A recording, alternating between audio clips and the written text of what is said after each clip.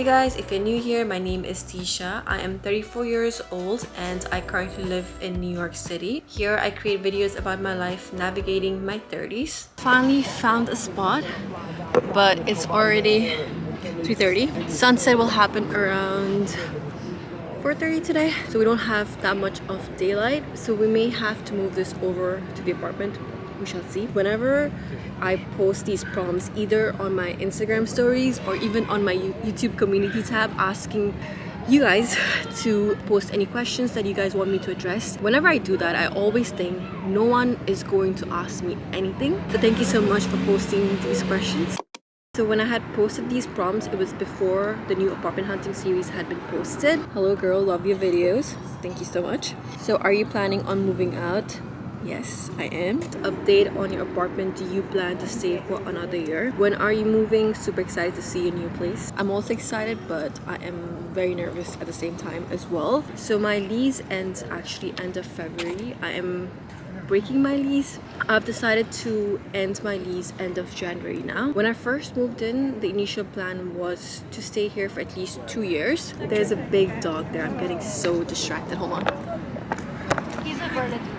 So adorable. And so one of the things we're working on. I like the concept of moving as well. I have moved a lot after finishing my undergrad. There's something about moving and starting fresh. It's kind of like reinventing yourself. Ooh, I love Q&As. How is the apartment hunting going? And are you feeling good about the move? Will you stay in New York City? So the apartment hunting is still going. It's very hard to find something that I really like within my price range, and compared to last year, I feel like it has gotten more expensive. But I know people say, or mainly brokers, they say that the market is better for renters this year, which I don't know. I feel like it's more expensive this year. I'm very nervous about this, and I really hope I will find an apartment that I really like. I'm trying to stay optimistic, which is very hard. So I will be staying in New York City. For some reason, if I can't find an apartment, I will move back to downtown Jersey City, but that's not an option. What will you be looking for your new apartment? Have your requirements changed in the last year from your last search? Certain requirements stayed the same, certain requirements have changed. I was looking for an apartment that gets a lot of sunlight, but the one that I ended up getting, it's on the first floor. It's street facing. I do get light in the bedroom but not in the living room, and I spend majority of my time in the living room. So now having an apartment that gets good daylight, sunlight, not just daylight, so that has definitely become a non-negotiable now. Last year I did settle down with that, I think, at the end. So I would say like I didn't really had a preference if like the floor of the apartment would be like first floor, second floor, or like third floor. Now I do not want to get a first floor apartment. It does get a bit noisy because, at least from my apartment, because it's street facing, it's right next to where the packages get delivered. I can hear when someone gets buzzed in. I can hear when someone is delivering the packages. So yeah, some things have changed because of my current experience. I've learned what things I do not want. So what made you decide to live in New York City? I grew up in Kathmandu, Nepal, and I moved to the States when I was 18 years old. I didn't move to New York City. I moved to Ohio first, finished up my undergrad there, and then I moved to Virginia, New York City, then back to Virginia, New Jersey, and then now here. Since I grew up in a city, I always pictured myself living in a city as well. I just like the hustle and bustle, and I prefer going to places by just walking. How long do you think you'll live in the city? Do you plan on staying in New York City long term? At least for a couple of years, I will be living in New York City. I don't think so I'll be moving anywhere within the States, or I'll move to a different country or continent. But again, once I have a partner, I don't know about kids yet. That's too far actually. But at least for now, I will be in the city.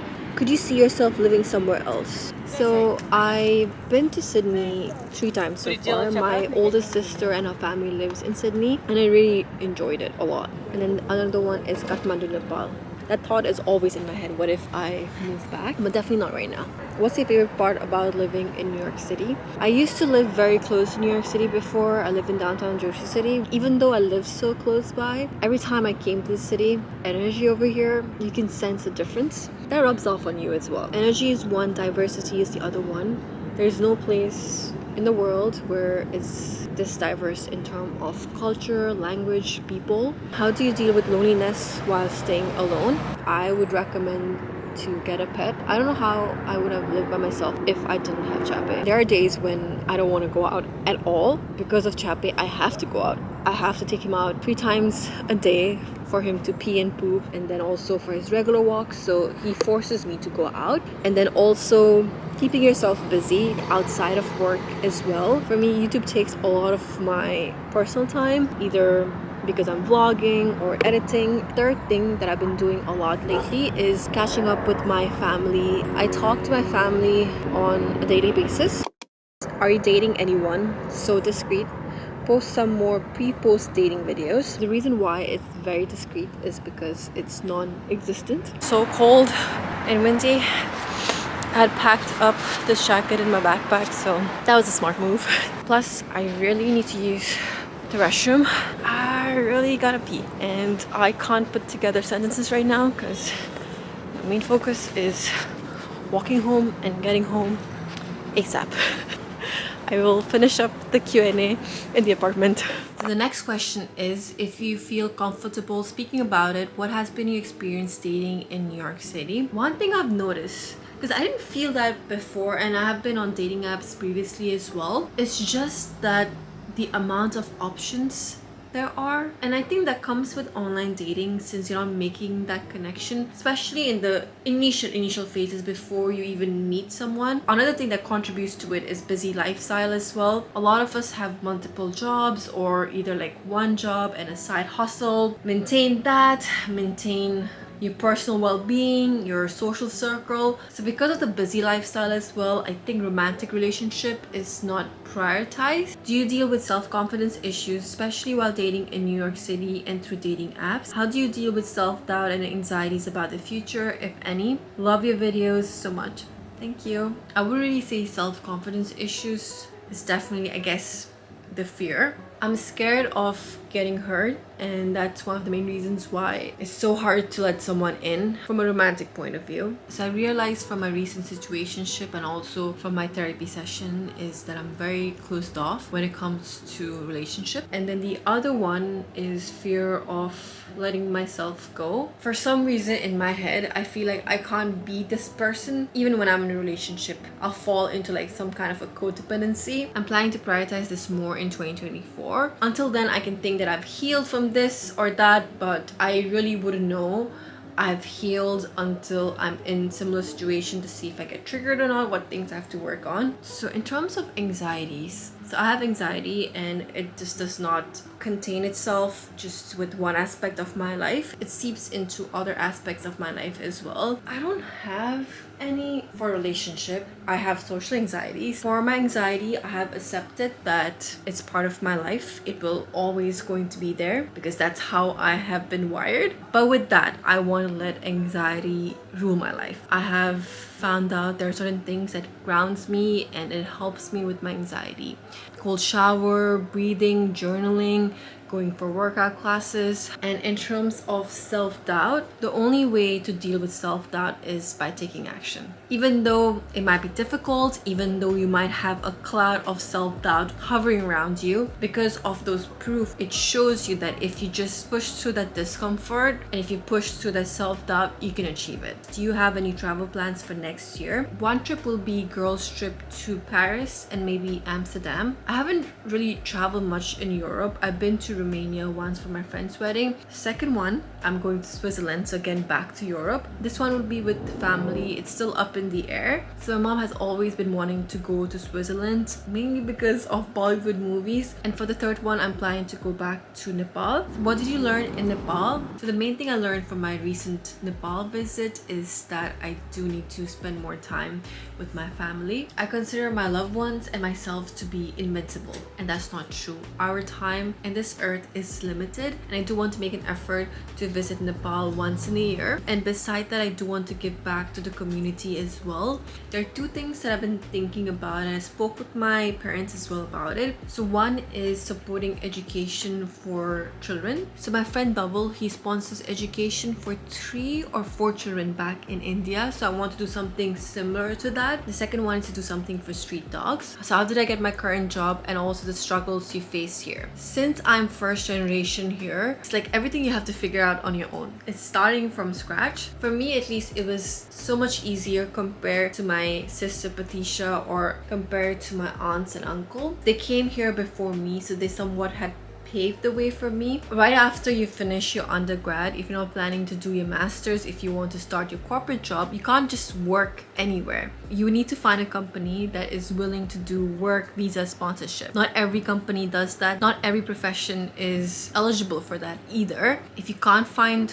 a corporate job that will do your work visa sponsorship, you either have to move back home or decide to go back studying so that you can be on student visa. And also, while you are on student visa, you can't really work anywhere. You can't work in a coffee shop as a barista. You can't work in a department store either. You can't really work elsewhere to support yourself. So you have to rely on scholarship or your family back home. And for me to find my corporate job, it took a while. I was living with my aunt and uncle for almost a year before I started my first job. Living abroad is very difficult. I know in movies they show like a romanticized version of it, but that's not the case. So what do you do for a living? So I am a business system analyst in an IT department in a healthcare firm. I moved to data and analytics team beginning of 2024. Do you like working at your current job? Love your channel. Thank you so much. For my current job, I do like the analysis aspect of it. So there are aspects of which I enjoy, and there are parts where I do it because I have to do it. I look at my corporate job as a means to live my current life. It gives me the ability to be financially independent, live in New York City, experience different experiences. What would you do if you could do anything work-wise? If I could do anything work-wise, I think it would be something in the creative field. Could you see yourself leaving your current career to be a full-time content creator?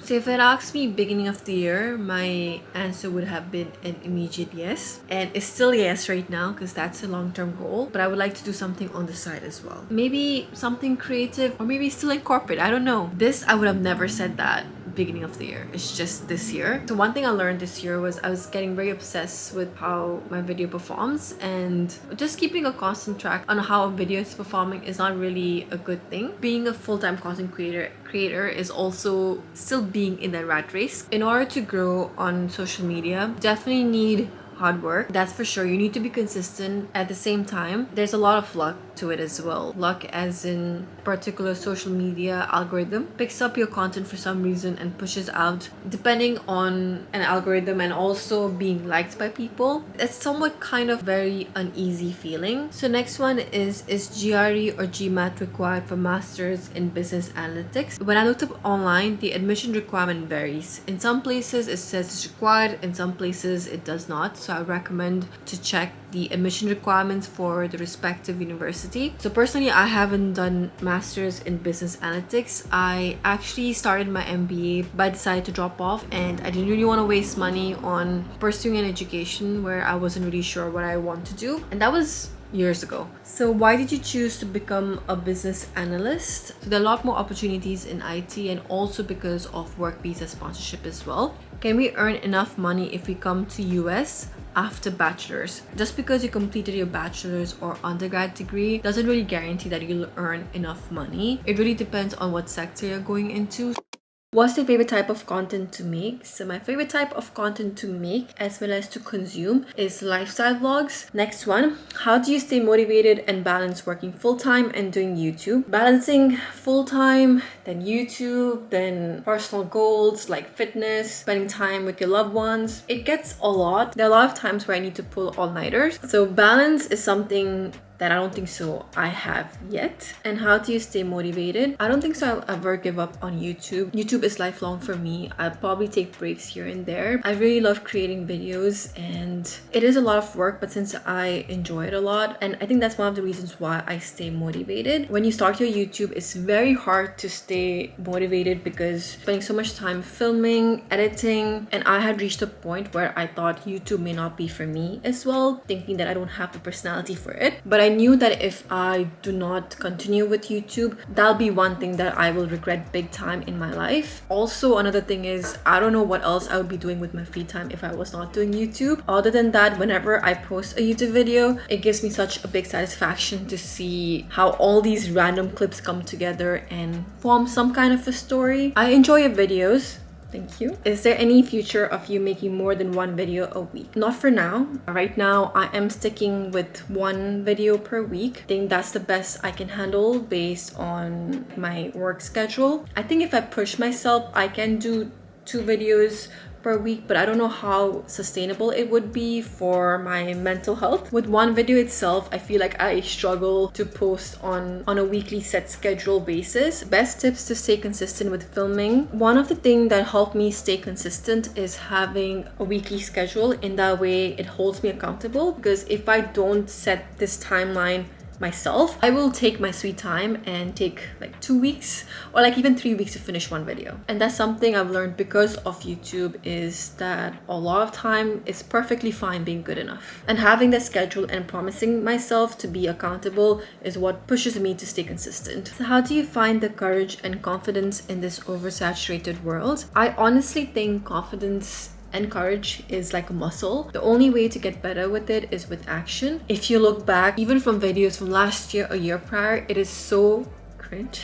It is so awkward. Whenever I look back at those videos, I know how I felt at that time. It may not come off that way, but each time I do it, I get better with it. Or each time I do it, it builds courage and confidence. And maybe for a lot of creators, they don't have to do this because they're natural with talking in front of a box, in front of a camera, but I'm not one of them. And it took me a while to get to this point. Even when I'm vlogging, walking around the city, I get so awkward. So I always have my sunglasses on. Sometimes I have my AirPods on and I just tell myself, no one cares. What would be the one advice would you give to people who are starting out on YouTube? I truly think it's never late to start on YouTube. Even when I started, I thought it was so late. And my main advice is not to wait for a perfect moment or when you feel ready, because you'll never feel truly ready and there'll never be a perfect moment. And one of my main advice is just to start. A lot of times starting something is the hardest part, and once you have achieved that, it's then being consistent with it. What advice do you have someone who is your age and wanting to start YouTube but is afraid where to start being consistent?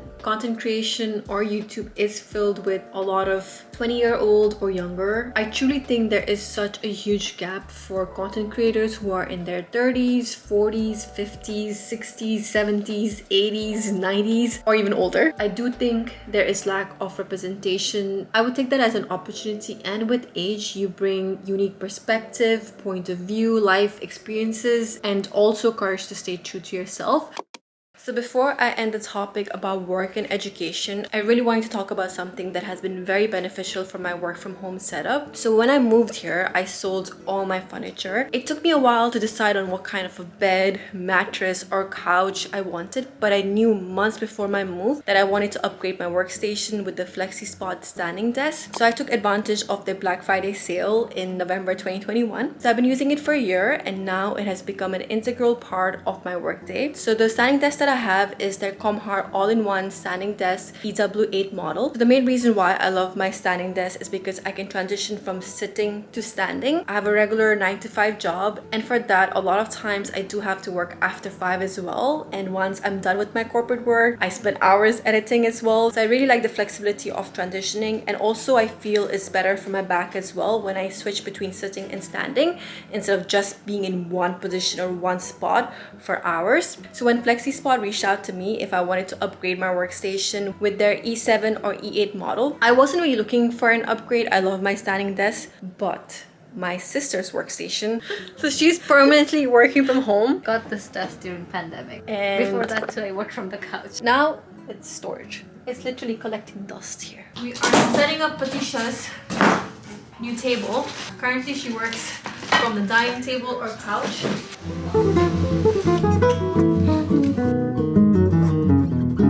Chabe, where is my kiss? Chabe, thank you. Where's my kiss? So for Patisha's desk, which is the E7 model, you can opt to add additional accessories like this drawer. Another accessory we got is for cable management.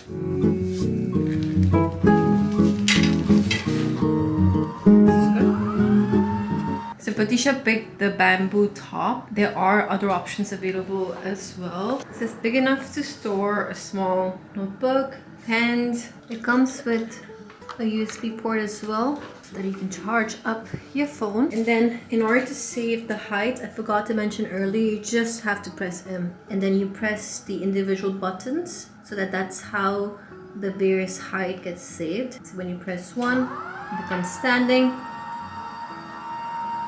And then when you press 2, it becomes sitting. So there are multiple sensitivity level as well. You just have to press these 2 buttons. So basically it's an anti-collision functionality. So if there's anything on the bottom or on the top when the desk is going up and down, if there's something that's obstructing it, it will stop automatically. There's child lock functionality as well. So when you press this, it's locked now. After that, whatever button you press, it won't work. So this setup is temporary. I know it's right next to the bathroom, but we have to clean up our current setup, which we are planning to do that over the weekend only. FlexiSpot is currently having their New Year's sale. You can use my exclusive code YTBNY30 for extra $30 off on E7 and E7 Pro. Also, you can use YTBNY50 for extra $50 off on E7 Plus. So when I first bought my standing desk, I took advantage of their Black Friday sale, and I hope you guys take advantage of the New Year sale to design your workstation and upgrade it for 2024. If NYC had a club rugby team, would you join it or at least do a prom at the beach? Not beach, sorry, pitch. So this question was submitted by one of my friends from college. We used to play rugby together. When I first moved to New Jersey, I did think about it, but then life happened. I was just way too consumed with work. Officially, I wouldn't join a club. I don't think my body can handle that anymore. But whenever we have an alumni game, which we do have it once a year, if majority of my rugby friends decide to play, then I will definitely join. I know back in college, we used to have prom at the pitch. For some reason, either I was working that day or maybe, I don't know, something happened. I never participated in one. What is something you achieved this year that you are the most proud of? One is definitely being consistent with YouTube. I have been creating content for quite some time, and for the longest time it was crickets. My mom, my sisters, and a few of my close friends, they religiously watched my videos, and then I used to have 3 or 4, a very handful of subscribers that used to watch my videos back when I was in Jersey City. I consider them the OGs. If you're watching the video right now, you know I'm talking about you. So when we started off this year, it was 1,000 subscribers and we're almost at 8,000 subscribers now, and that's insane. I'm proud for the past version of myself for not giving up, and also this 2023 version of myself for pushing through and believing in myself and fostering this community, because community means everything at the end. Another one is moving to New York City. If I had told the pre-pandemic version of me, I think she would be very shocked. For the longest time, I had been wanting to have a fresh start and redefine myself and sell everything and just have a new beginning, and I did that. What automatically brightens today? Doesn't matter how crappy I'm feeling, good food always lifts up my spirits. What was the best compliment you have ever received? It's so easy to remember the criticism you have received over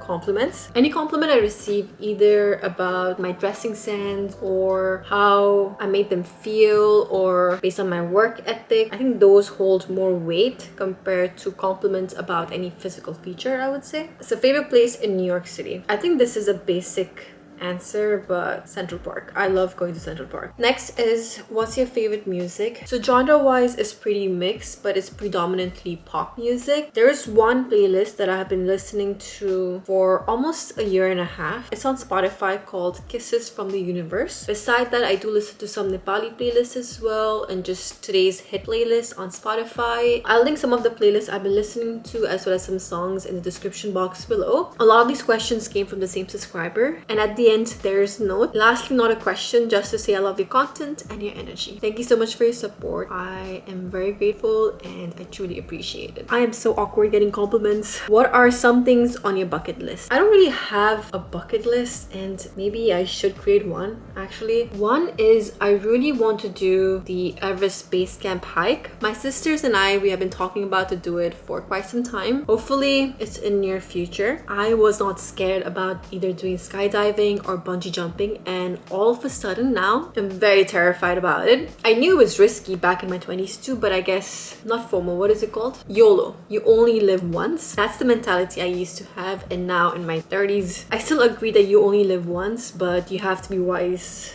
about your decisions and things you do. Even with that, I still want to do it. Those are the two things I can think of right now. I don't know why it takes me forever to film these kind of sit down videos. I kept talking and talking and talking. I went off tangent so many times.